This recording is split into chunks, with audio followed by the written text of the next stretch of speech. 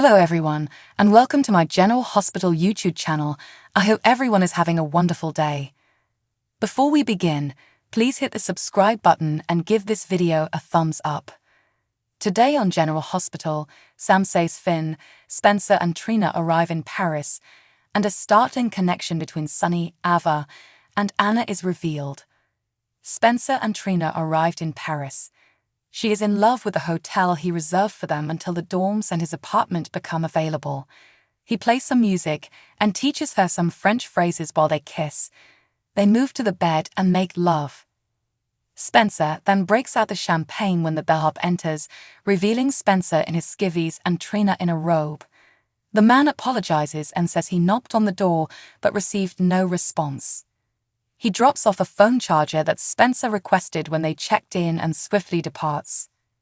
Trina thinks the scenario amusing and proposes that they use the Do Not Disturb sign next time.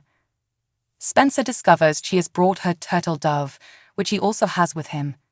Spencer's phone rings, and he notices he has a voicemail from Laura. Chase informs Jordan at General Hospital that they have tracked down Esme on a bus bound for Canada, and have an address where she may be hiding. Chase claims Dante knows the former nanny and that he and Dante may go and intercept her. Jordan approves and will make the necessary travel arrangements. Annette enters and informs Laura that she has heard about Kevin and asks if there is anything she can do. Laura asks her to return to the PCPD. Anna is startled, but Laura claims the PCPD has been without an active commissioner for months. She notes that Mac is not interested in the post full-time and is now out of the country, therefore Jordan will continue to serve as deputy mayor. Laura insists that Anna can provide the steadiness that PCPD requires. Jordan approaches as Laura informs Anna that she is the most qualified candidate for the job. Jordan agrees with Laura, and Anna is moved, but she cannot accept the job. She believes what happened to Charlotte makes her feel unworthy of the badge. Laura reminds her that she was duped by the head of the WSB and Valentine. Laura invites her to think about the offer. Laura asks Portia whether there is any news on Kevin. Laura is relieved when Portia informs her that Kevin is stable and doing well. Laura updates Portia on the situation with Esme, whom they assume has fled to Canada. Laura receives a call back from Spencer, and she tells him everything that transpired with Esme and Kevin. Portia is with her and tells him and Trina to stay in Paris, an ocean away from Esme, while Laura assures they'll keep them updated. Nina sits at Charlie's alone, reading about the Crimson takeover on her tablet. She ignores a call from Ava. She downs a drink. Valentine eventually joins her and inquires about her plans to reclaim what she rightfully owns.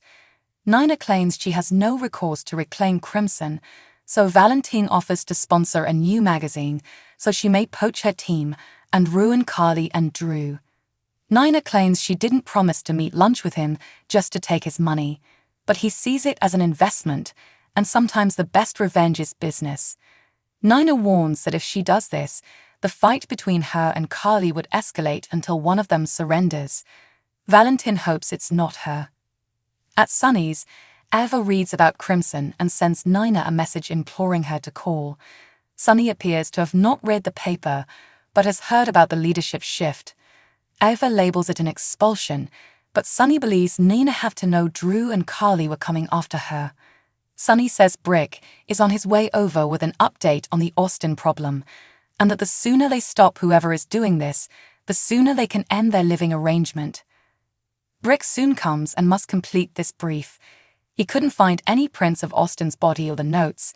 The gun given to Ava was part of an unmarked set obtained from the WSB. Sunny understands this gun is similar to the one used to shoot at him last year. Sunny wonders if this could possibly include the individual who has bid on Windermere. Ava excuses herself to collect some records on the offer, and Sunny requests that Brick increase protection around his family. Brick inquires whether this includes Nina. Sunny claims she is legally his wife, so Brick says he would look after her. Ava returns with a folder about the sale and hands it to Brick. Brick exits, and Ava advises Sunny to get the heck out of this place. Sunny and Ava arrive at Charlie's, only to see Nina and Valentine toasting. Nina tries to ask Sunny about Ace and Spencer, but he refuses to discuss it. He storms over to the bar, and Ava apologizes to Nina and promises to talk later. Nina rejoins Valentine, who inquires about his offer. She believes the two of them have a nasty tendency of bringing out the worst in each other. If Nina is to have any chance of repairing his relationship with her daughter, she must reject him and control her negative instincts. He vows to be available if he is needed, or if she changes her mind. Meanwhile, Sunny sees Valentine comfort Nina and suggests to Ava that they go to the island for safety. He says he'll have Dex handle everything. Ava wouldn't mind the vacation, but she suspects he's just trying to get away from Nina as much as possible. Brick heads to the hospital and informs Jordan that the contact was using a burner phone and that the mobile tower it pinged was near Pentonville. He says he hasn't lost her phone number, so don't lose his. Jordan later tells Anna that, while Sunny may have been the intended target of the Metro Court shooting, she could still be implicated. She informs her that the individual who contacted her is most likely from Pentonville, and she finally understands why their voice seemed familiar.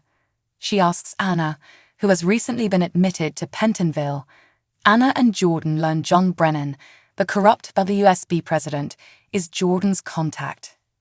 Meanwhile, Portia informs Laura that Kevin should wake up soon. Laura feels guilty, and she was so eager to see the good in Esmond that she became blinded. She assumes Portia is furious with her. Portia isn't.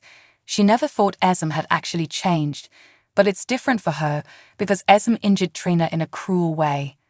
Laura apologizes, but Portia argues there's nothing wrong with hoping someone changes. Portia argues there is just one way forward, and Laura agrees that she must face trial. In Paris, Trina seeks into a flight back to Port Charles for Spencer because his family requires him right now. He thinks there isn't much to do, and he should stay with her. Dante and Chase arrive in Toronto, and a local cop reports that no one matching the nanny or Esm has shown up at the apartment they've been watching. Dante and Chase ready to enter the apartment with pistols drawn. Outside the courtroom, Sam and Martin meet with Finn and Liz. Sam admits she discovered something.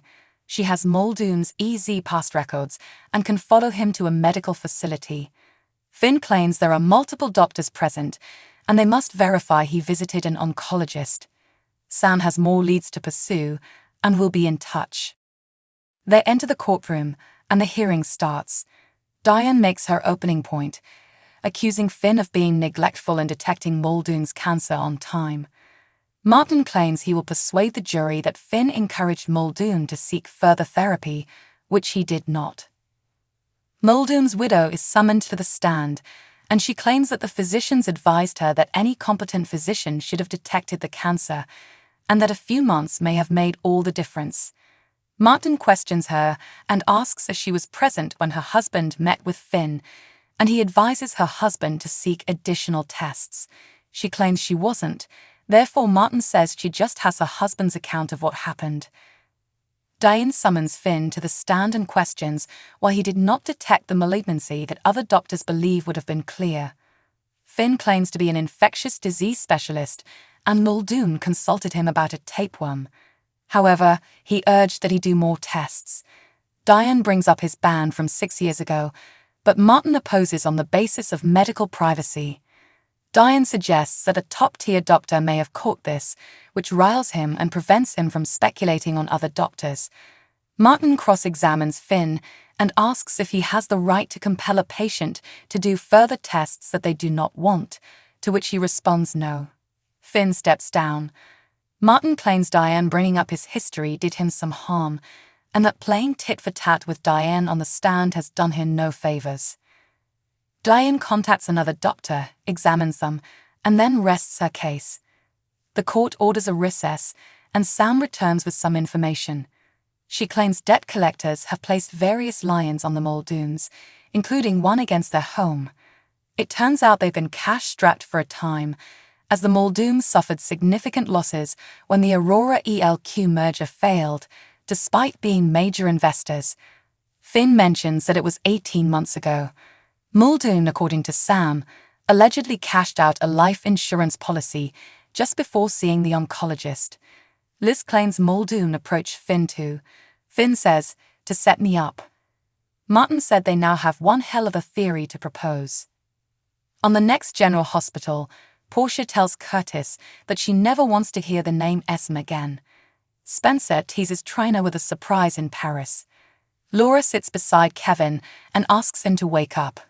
Martin tells Diane that he is adding someone to the witness list. Tracy arrives in court and asks that they make the fraud claim public record. Stella tells someone in the hospital, "Oh no, you won't." Dante and Chase plan to storm the residence in Toronto. Thanks for watching. If you like this video, so please don't forget to subscribe my channel and don't miss any update.